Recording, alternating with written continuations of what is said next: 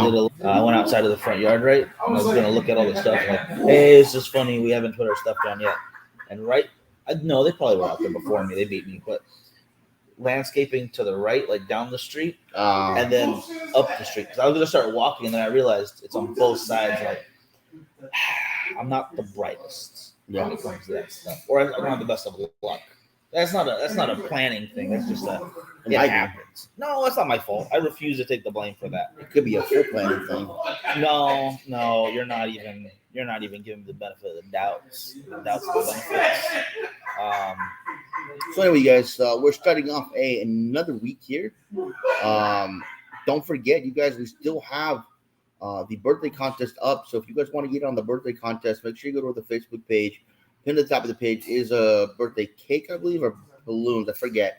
But it's a birthday picture. Some sort of birthday. And all you got to do is put your birthday in the comments, or if you have a significant other with a birthday in the month of January, go ahead and put their birthday in, and you have a chance to win some cigars. So it's just a nice little way to get some stuff done. I like chances to win stuff. Hey, Tim, I had a question, bro. But before I ask my question, I'll message you later, Tim. I don't know if it constitutes a personal question or not. But on the 21st of the month, we have a breakfast taster. Breakfast taster, indeed. Breakfast taster at one of the club members' house. So if you guys are in Bakersfield, you guys are not members, it's $20 per person if you want to come to the birthday taster.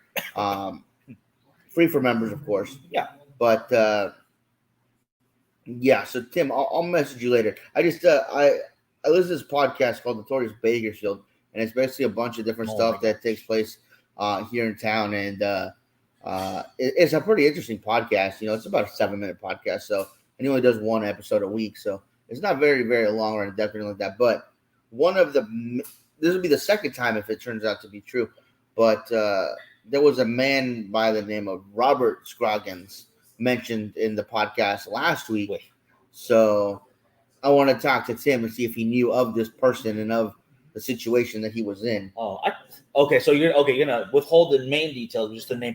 You just asked a question. Yeah. But no. Okay. I understand what you're doing now. Okay. Yeah. I retract my initial shame on you to think. Okay, that was actually decently inconspicuous. Very proud. Yeah, because the first one was actually a buddy of ours, Bob Bradford. And this one I'll tell the story. Yeah. Tom, how you doing? Hey, Tom. So he usually does, on the podcast Stories Bakersfield, he does, unsolved crimes and interesting things like that happen in Bakersfield. Well, this one he was doing for Christmas, so he was doing a more upbeat one.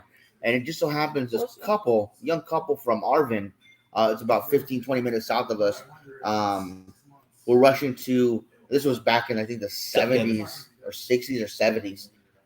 Or rushing to the hospital because they're going to have their baby. Yep. They break down coming up to Bakersfield, and this oil field worker in his truck, he sees them, he stops, he helps them, he breaks down. So 2 cars break down in the service of getting this couple to the hospital. A very picky baby. Well, apparently they had seen a CHP officer not too far away, so one of them runs over to the CHP officer. They all come back together. CHP officers, they get the wife in the car, and they get the man in the car, and they get him to the hospital. And they had mentioned the name was Bob Bradford, Officer Bob Bradford. And I was like, wait, I know a Bob Bradford that worked for CHP. And the funny thing about it was he got the wife to the hospital, but they accidentally left the husband and brought the oil field worker. You gonna put him on blast like that? Yeah. Oh, man. So I don't know how that happened, but that's what happened with that one.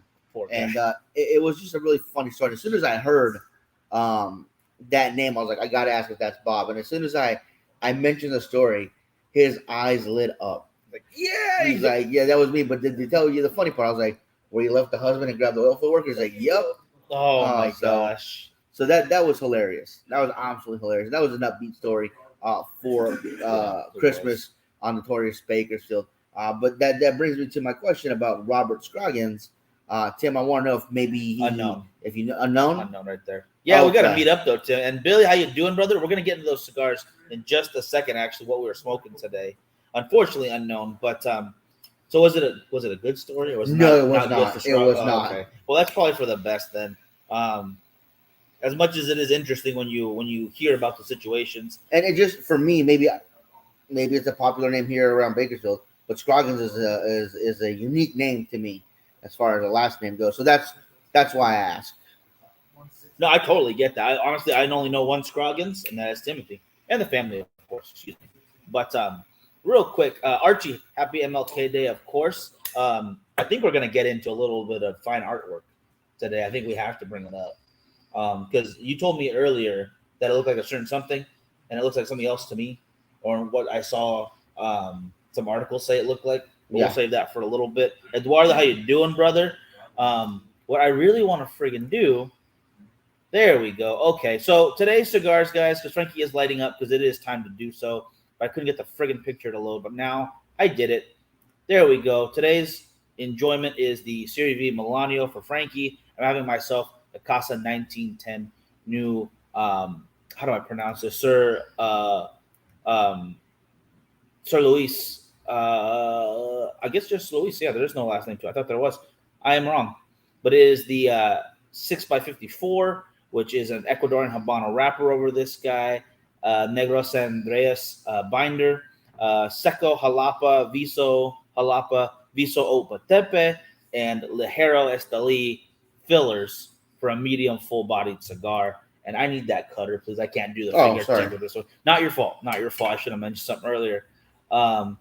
We shall be in Vegas next month. We are going to TPE. What do you call it? I'm very excited for that. I know it's mainly for those who might not know. TPE is Tobacco Plus Expo. We have gone now 4 years in a row. This will be our fifth. Yep. And it's mainly, honestly, it focuses more on what you would see inside of a regular smoke shop or a head shop, whatever you want to call them, versus what you'd find in a cigar lounge. But the cigar part is taking off in strides, guys. So if you want to keep up with some very good news at the beginning of every year for the cigar industry, follow the people who are going to TPE, us included. I hope you'll follow us with that because we want to bring you guys that information ASAP. And not only that, you guys, there are certain companies that are no longer members of the PCA that will now only be doing TPE, Davidoff, General, Altadis, Jewish State, to name a few of the big ones there. Oh gosh, yeah. And it is a more cost-effective way for the companies to get their stuff out, especially with Vegas being so expensive the way that it is. They all have, for the most part, a uniform pavilion style booth, which makes it so much easier to navigate the area that they're given. It's a lot more clean cut. It looks really nice, and it's just, like I said, it's a lot more cost effective for some of these smaller boutique companies. Of course, some of your bigger companies, they're still going to get their big booths. Oliva's are going to do their thing. Yeah. Padron's going to do their thing. But it is what it is. For a lot of the smaller companies, it's just a lot more beneficial way to not have to spend a ton of money like they do at PCA. So I do like TPE. I prefer PCA, so I hope PCA gets their shit together, to say the least, because I do prefer it, even though it's in the middle of summer, which is horrible in Vegas, because I just sweat through my clothes, but it is what it is. We have to enjoy what we can. Honestly, it doesn't even bother me because we're usually inside. We've only really done a couple outdoor parties, and that was what the 8 now, the 8 Lounge. Yeah. And once on the rooftop for Romacraft. Romacraft doesn't even do their party anymore, so not a big deal there. Timothy gave a friend a rush, and I want to read that. I can't read that. He said it was good. Good. I'm glad he liked it. Unfortunately, we were out of rush, but if you like that natural, if you guys know we have California Dreaming Volume 2. If you want to do us a favor and check out the link in the description, you can see the rest of the deal going on the bottom there too. So we ended up getting through Ozark and for the first season of Tucson. Tulsa King. Or Tulsa King. Tucson Prince? Tulsa King. Both really good.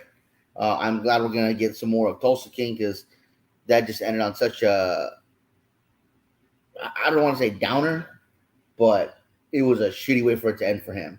So we got to get a season 2 for that. As far as Ozark goes, I got kind of confused towards the end. I'm not going to lie. I friggin' loved it. No, it was a fantastic show, but I kind of got confused in the end, but I still thought it was a really, really good show. I'm glad you made me start watching it. But now I'm sad because now Sundays we don't have anything to watch.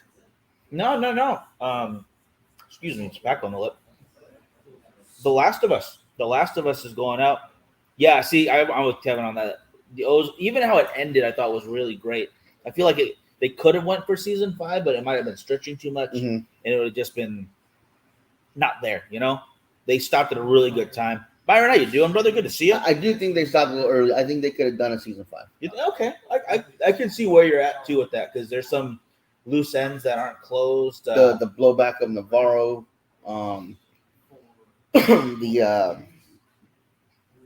the demise of the PI Maya, the FBI agent who went rogue / did her job properly where everyone else was being terrible. Yeah. And this show ended, I believe, last year. So I apologize for spoilers. It's not that old, but it is a little old.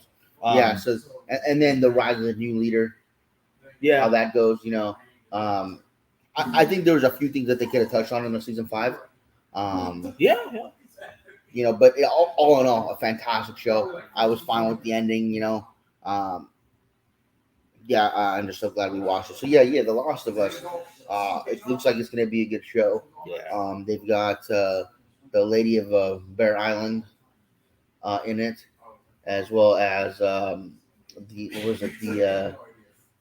Red Serpent, Red Viper. Red Viper, yeah. Red Viper. Oberyn / from Game of Thrones, Batman's friend in Triple Frontier. So I can't wait to see that. That looks like it's gonna be pretty damn good too. Great actors. Apparently, people are saying really good things about the first episode. So good. I'm excited. Unlike Velma. Yeah, no, that's got absolutely shitted on in the ratings. I didn't see it, but I'm okay with that. After reading everything, I'm like, I'm pretty good. For you cut out Scooby Doo from Scooby Doo. How do you do that? Huh? Yeah, that doesn't make any sense. You're asking for trouble. Although people asking for trouble, that's you right now, Frankie. I could have seen if they were gonna go dark with it and like a little funeral at the beginning, like two people died. And that's why they went with just the Velma thing. Yeah, they have Shaggy, or not Shaggy. The hell's the little Scrappy vowing revenge for his family member? Yeah, of course.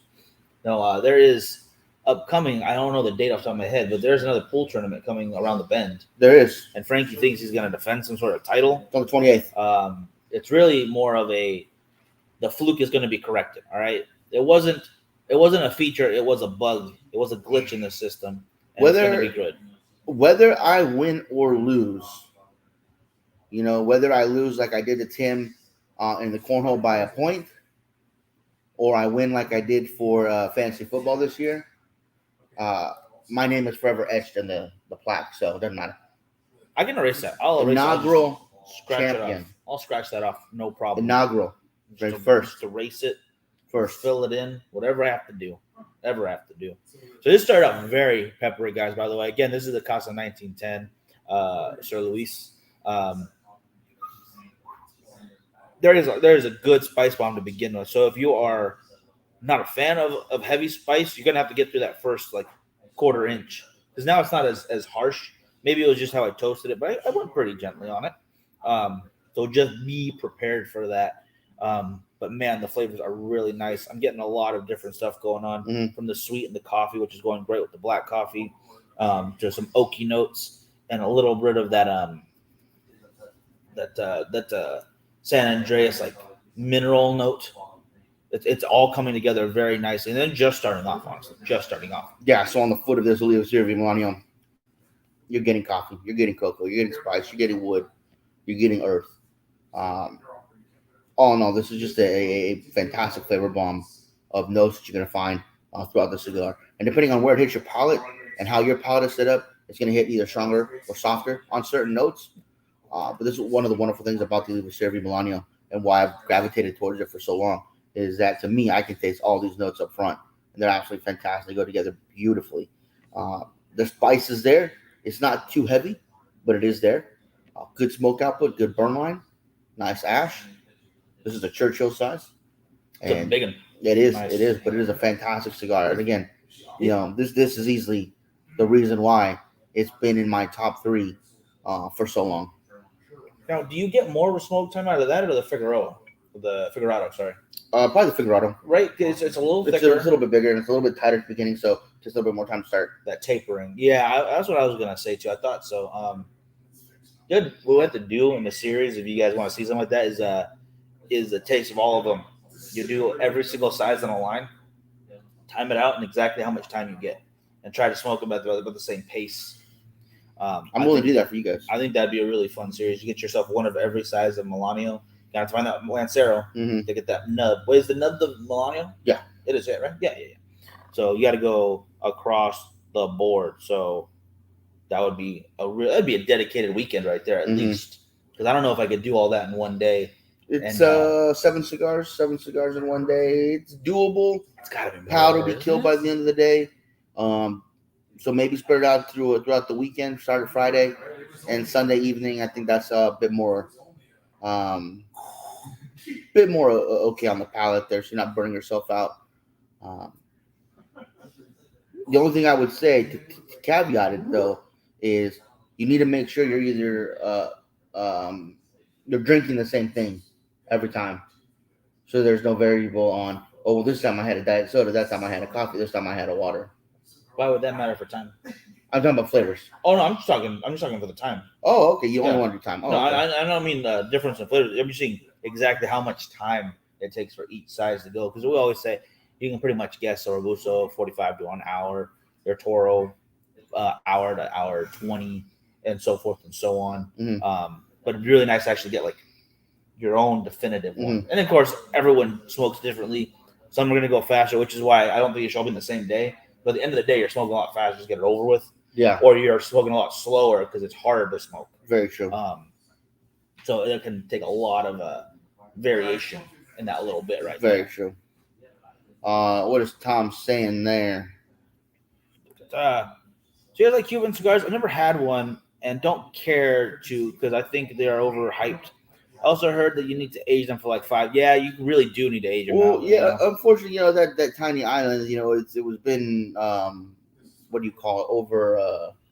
Overworked. Yeah. So a lot of the minerals from the ground they need to be replenished. They need to learn some better crop rotation out there. But I don't even know if it's that. It's just government overwork, Yeah, but all in all, I've had quite a few. Whether they've been handed out here at the club as gifts. I know a guy here. He loves Siglo 6, and he'll hand them out every once in a while. Sometimes the guys will put in orders and they get them in. They'll bring them in. They're excited. They want to share. And I've had quite a few. I've been disappointed in some. I still can't remember the name. The Qual Dorse, I believe is how you say it. I don't know. I was super excited to try my first one of those, and when I got it, it was so tight I couldn't get a draw on it. I was so sad and disappointed. It was a cigar I've been looking forward to trying for a long time. But then, of course, you get, your Siglo 6 Cohiba, you get your Monte Cristo number 2, you get your Boulevard number 2, you get your Open Regatta from Monte Cristo, and those have all been fantastic every time I've smoked them. And I haven't smoked a bunch of Cubans, I've had, a Tiny Punch, Tiny Monte Cristo, Tiny Romeo Julieta, Tiny Cohibas. Because we used to do this thing called the Island Taste, where you just get the little ones. That was a lot of fun. That was a really good event. A lot of fun. You didn't have to pay for that event because cigars are a little pricey. So, but it was a good way to get a couple of Cubans, try them out. The ones that I mentioned, the Monte Cristo number 2, the Boulevard number 2, Siglo 6 from Cohiba, the Open Regatta from Monte Cristo. I've had those multiple times, and those to me are very, very good cigars. Are they in my top 10? No, but they are very, very good cigars from what I've experienced with Cubans. I do have a couple Cubans in my humidor that I haven't smoked yet. Eventually I will get to them, but I was leaving them to get acclimated a bit. And if you can find a good quality, reputable dealer where you can get them, I mean, let's all be honest with each other. We know that brick and mortar that has that special drawer that has the Cubans in it. Everybody knows of at least one. And if you can get them at a good price, and that they take care of them, and if they're actually real, and if they're real, and you're going to enjoy them, go for it. I mean, yeah, I get it. They're illegal to do that with, but it is what it is. You're going to spend your money how you want to spend your money. Would I go out and search for one? Probably not. And Miguel, you've had a Bahique. I've never had a Bahique. I had the Bahique and the Presidente size, and that was phenomenal. But real quick, too, Richard, how you doing, brother? And that's also Tom heard that it's really tight. I would say half of every Cuban I've smoked has been too tight, Mm-hmm. and at least half of those, so like I guess a quarter of everything, have been so tight I didn't finish it, which was really disappointing. All right, brother, you have a good one, Tim. We'll talk to you soon. And yeah, let us know when you're free, and we'll get you your stuff. You got some wins and some Patreon stuff. So yeah, it's again, I don't want to besmirch Cuban cigars because those are some again more generational farmers that know what they're doing. They know how to work the land. It's just a matter of it being so overused, and they don't get a break. Even they'll tell you that. Hey, Ron, how you doing, brother? Good to see you. Oh wow. Been a minute. Yeah, I hope you've been well, man. Miss you. It's been a while. Been a long while. But you can find those guys who have, and we know this for a fact, pre-embargo sticks on hand, ready to sell to you. You're gonna pay for it, all right? Don't be afraid of that price point. If you really want it, just go for it. Just rip the Band-Aid if you got it, and just do it because you're never gonna get that experience again. Yeah, I mean, if you have the money and you want to treat yourself, by all means, go out and grab one. Just give it a try. Here's another set of them that you can get. You don't have to go really hunting as much. The more expensive, I'm guessing Opus is what he's talking about. Tom says, "What about the Fuentes? Do you think that's overhyped or is that?" I think some of them can be. I'm not gonna lie, and I love Carlito. He's a close friend of ours. I'm always excited to see him. Always excited to hang out with him. It blew my mind when he came to sit with us. I'm like, you have like a VIP table. Felt good, yeah. And he came and just sat down with us. I was like, oh, this is it's pretty freaking cool. Yeah. Yeah. So we're close with him. We absolutely love the guy, and but I do think that someone can kind of get up there, and it just doesn't seem to be a fair price point for someone. But then again, that goes to a lot of cigars that I like. El Septimo, they make some super expensive cigars.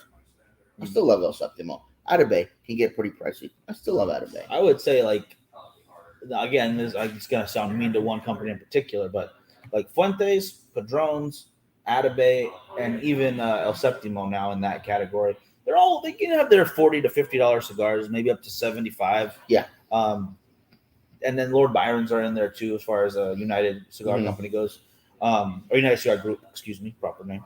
But I think that for the person who's enjoying those, it's going to be exactly up your alley. So if you really like them, try like I would probably go for, if you want something on that mild side, you go for your Angel Share or the Atabey, or I don't know if Padron can really, maybe the Natural, yeah, a little lighter.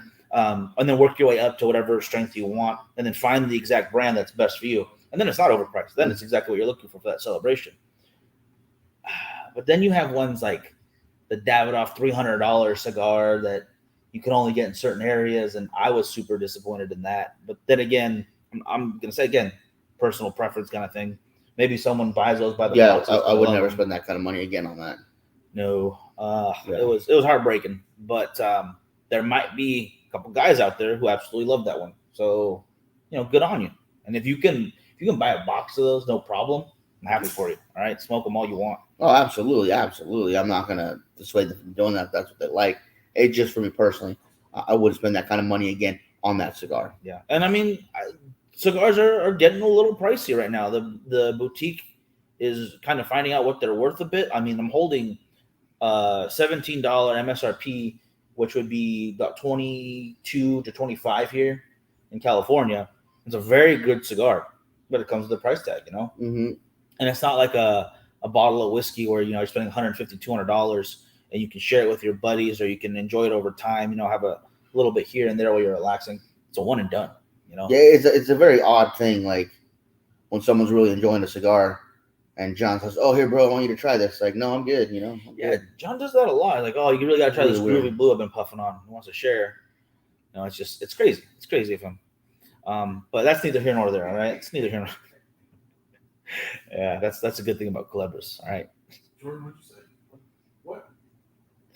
What do you think is the most overrated cigar? The most overrated cigar of all time has to be overrated. See, I don't think you can really say a cigar is overrated because I'm gonna say Oliva Serie V. I think it's one of the best cigars ever made. I absolutely love it. Yeah. There could be other people that hate it. But no, that cigar's horrible. I don't know why it's in the list every year. What Whether it's my list, whether it's Cigar Aficionado's list, Cigar Snob's list, it's always in the top list. Always. And they can say, that cigar's overrated. So it's really personal preference. I mean, your overrated cigar may be one of my favorites. My overrated cigar may be one of your favorites. So that's really hard to say. I know exactly which one it is. It is the all cannabis cigar that 2 Chainz was smoking. They gave it to him. This is $24,000. Got that thing had little diamond nuggets of THC. THC. That thing was cool. I'm not a weed guy, but that thing was freaking awesome. He even looked at it like this is superfluous. It was freaking awesome. 2 Chainz told him no. As he smoked it, the little diamonds would catch fire, ignite, and then it was insane. It was so expensive. He would have to sell one of his chains to become 1 chain. Okay, those guys that are working with the cannabis and made these cannabis cigars, I mean, their artisanal skills are on another level when it came to this thing. It looks beautiful. I am not gonna lie to you guys. Go check it out. 2 Chainz smokes the most expensive joint or something like cannabis cigar. It was technically still a cigar. It's rolled properly. It does have those thirds in it, but it is used more for the THC purpose versus the flavors, I believe. That's a whole other can of worms. But that one I would say, because even his face was like, I don't know about this. I think instead of saying what's the most overrated cigar, I think you guys should look for the more underrated cigars. Maybe cigars people don't talk about that are really good. The most underrated cigar for Frankie is probably going to be those half pipes that I can't find anymore. No, in my opinion, a couple of underrated cigars that I really like that I don't really see a whole lot of people smoking. The Macanudo Inspirato Black Label and the Partagas Legend. Those are 2 amazing cigars. If you like dark chocolatey cigars, coffee cigars, they're absolutely fantastic. They get love. The way I stumbled across them was we had gotten them at IPCPR back in the day, and I had thrown them in my travel case. It's like, I'm not really a Partagas or Macanudo guy, so I'm just gonna throw them in my travel case. That's fair. Happened to be watching my mom's house, so she was gone, and I was in the pool, and I was like, I'll grab a cigar. What's in my travel case? I grabbed the Macanudo Inspirato Black. I lit it up. And I enjoyed that thing from first puff to last. It was absolutely fantastic. Later on in the evening, I lit up the Legend, and I love that even more. But yeah, they did 2 really good cigars, in my opinion, that I don't think a lot of people smoke because they're still looking for those boutiques right now. Especially people like you guys here that watch the show. You guys love boutique cigars. But yeah, that Partagas Legend and the Macanudo Inspirato Black. 2 cigars that should be in every well-kept humidor at a brick and mortar because they're those mainstay brands. If you find them, check them out, try them. They're fantastic. Yeah, I cannot disagree with anything you said there. That's absolutely true. There's a lot of get lost in the shuffle though. I mean, because I know like Rocky Patel comes out with a lot of cigars. There's a lot in the lineup, but I think there's some good ones that are kind of buried in there because of how many are out. Mm-hmm. What else would be another company like that? Tatuaje puts out a lot of stuff, but it's constantly good. So it's easy to go for the newest one and forget about one you've liked from the past, especially with the bands. They all look the same. I will say that you mentioned Rocky Patel. I know people have kind of given him shit recently because he comes out with so much stuff. But I think one of them that goes underrated, flies on the radar from Rocky Patel would be the 2006, the San Andreas. The Orange Band. Oh, it's good stuff. That one was really good when it hit the market, and I just didn't think people paid enough attention. Like, oh man, another vintage. Still good though. Yeah, fantastic cigar. I think that would be a good show right there. Underrated cigars for a future show. I think we could do I wouldn't rate them. I'd probably just put a list of 8 to 10 together. Mm-hmm. Said these are flying under the radar. I would recommend trying them again. Not really 10 to 1 or anything like that, but just across the board, good stuff. Especially for instance, for someone who wants something heavy, someone who wants something maybe sweet. We still have to put together some kind of flavored one because there are a lot of guys out there smoking flavored stuff. Yeah. And there's more coming out all the time. Girl No Name, Leather Rose. I want to say, oh my gosh, I haven't tried them myself, but oh my gosh, it makes a Chupacabra. Why is it not coming to my mind right now? Chupacabra? Yeah. Oh my gosh. Cashmere? Cashmere. Oh, company name. Gosh dang it. Jimmy. Yeah, Jimmy. Buddy Jim, and then oh my gosh, Esteban Carreras. There you go. Esteban Carreras makes their own line of flavor stuff that here is phenomenal. It's not a big flavor. Hawaiian Breeze or something. I think it's called like the tropical something breeze. Yeah. Yeah. That could be a fun thing to do. There's some underrated cigars with you guys should try flying under the radar. I think we need to get like Curtis though, or somebody for the flavored ones who actually enjoys them more. Mm-hmm. Because I don't really enjoy any of the acids, but I know guys out there really care for them. So that's cool. Go for them. Yeah. Smoke a cigar. Smoke whatever cigar you want. But we got to get Ash on for that too, because she's enjoying the coffee flavored ones. Mm-hmm.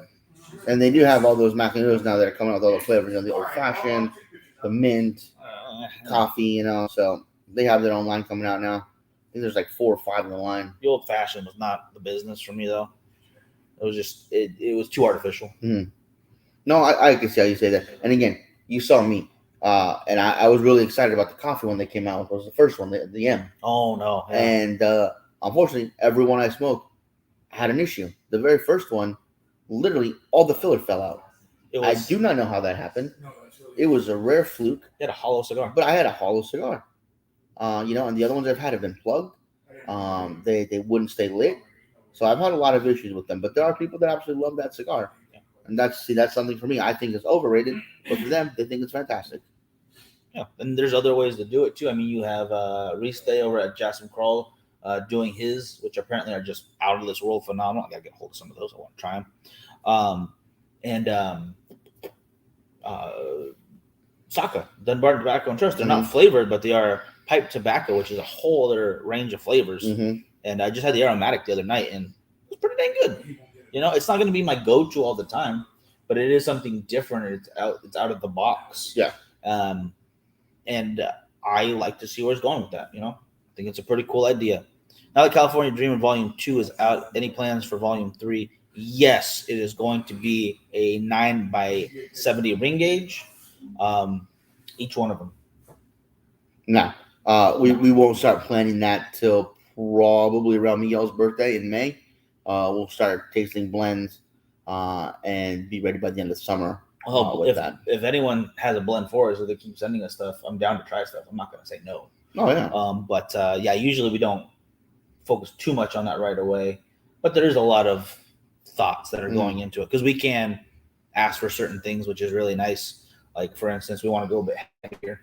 I won't say that much. I don't want to say much more than that. And not by weight, Richard. I already know you're like, oh, how heavy is the cigar going to be? I saw that coming a mile away. But the point is, the ideas are there. It's just not anything concrete at the moment. I would say, yeah, you're probably right. Probably not until like April, until it gets kind of more of a debate, so we can kind of lock down exactly what we want. Yeah, exactly. We'll put. But I do love the process. I'm not gonna lie. It is a lot of fun. It is a lot of fun. Oh yeah. Any thoughts on the Thursday before Frightmare plans? Thursday before Frightmare, I mean, we get in relatively the same time every year, like midday. The first thing I want to do is get some Texas barbecue. That's like number one. After I, unpack everything. And the first thing we got to do is make the target and the alcohol run. That's the first thing we got to do. Yeah, you got to go easy on the target run this time. Yeah, a little easier on the target run. A little lighter on the vodka run. A little heavier on the tequila and Jaeger run. Oh, man. You know what the thing is, though? We keep talking about how the whiskey didn't go quickly. That one handle didn't go. But other people brought bottles of whiskey, too. That's true. So there's multiple bottles of whiskey being drained the entire time. And we're going to have to see how we even do it this year. The different hotels, different rules. People are going to be at different hotels. So there's not one main hotel that everybody's going to be at. So there's going to be one of those difficult years. At least the last time we were at Texas Frightmare doing this, it was the main hotel and the 2 overflows. And they had the trams going or the little cars going. Everyone so, it was easy for everybody to get around. This time, these hotels, I think there's like 7 of them and they're spread out. So it's going to be kind of hard to get everybody to the same hotel to do drinking and smoking, especially if we don't have a designated area. And we don't know if they're going to allow us to bring our own alcohol onto the property. So may have to be a bunch of flasks everywhere. At the very least, the Texican has a smoking patio. We know that for sure. And that's where we're at. I think Richard, you're over there too. Let me know for sure. Hey, Robert, David, and I believe Mike. I just saw you guys' name pop up on there. Thank you for joining. Although I do have my plans for Thursday night. Oh, I know you're. Oh my gosh. Anyway, just finalizing them once Richard gives me the go ahead on which establishment I'll be visiting Thursday night. Why not? Why not? Man, how's your cigar going? I mean, I know you talk about it, but keep saying the praises. It's phenomenal. What can I say? I mean, to me, it hits me in all the right spots. And there's a reason, like I said, the cigar has been in my top 3 for years. It's everything I want. That's a pretty good assumption, a very good description of it. It is a phenomenal stick. I know I don't smoke it as often as you do, but I enjoy it every single time. I think on your own, you smoked a pallet of them. So I don't know how many boxes worth of Oliva Serie V Milanios, all the different sizes, whatever it may be, whatever the moment is. But for myself, this 1910 Sir Luis is smoking very nicely. It's a nice medium right now, which with that much Nicaraguan in there, I think it'd be a little bit heavier. Mm-hmm. But it's not. It's very smooth, easy to draw. Some good stuff, guys. Absolutely phenomenal. And the flavors are there through and through. Again, coffee, a little bit of leather coming in. Not so much sweet anymore, and the spice has definitely died down quite a bit, but still a bit oaky, which I'm enjoying. And that Andreas little mineral tinge is right in the back. It's not in the forefront, but it's nice still. It's very nice to have it. I think Rich posted a couple of things that I can't really read them. I got it right here. Very strict on the flasks. Might not be able to bring them. Well, I mean, that's how they make money, though. I get it. Get back to you on the other projects. And the Texican does have a designated smoking area, which I appreciate that. I think I just saw news. I think the PCA posted it about Waco opening up more licenses for more cigar lounges. So if anyone wants to open one up over there, let's get it started. We'll head over to Waco ASAP. Heck yeah. Speaking of opening lounges, I just got an email. August 21st will be the grand opening for El Septimo. Right when we were starting the show, right? I saw that Hollywood. Too. Yeah. Yes. So looking forward to that. Definitely have to make that trip out there to see this new lounge. Absolutely. Cannot wait. I know they're opening up a few more, and I'm hoping we get to go to those as well. So that is awesome. Yeah, I will travel for that because they do not do anything half-assed. It's going to be a really nice lounge, I can tell. If it's anything like the presentation or the accessories or the humidors they put out, they're going to go all out. Yeah, if they're going to put $5 million into a lighter, they can definitely put some money into a lounge. All you have to do is sell one, though. True. So you sell one $5 million lighter. You're pretty much good for the year. Yep. Yeah, you're done. You got everything going.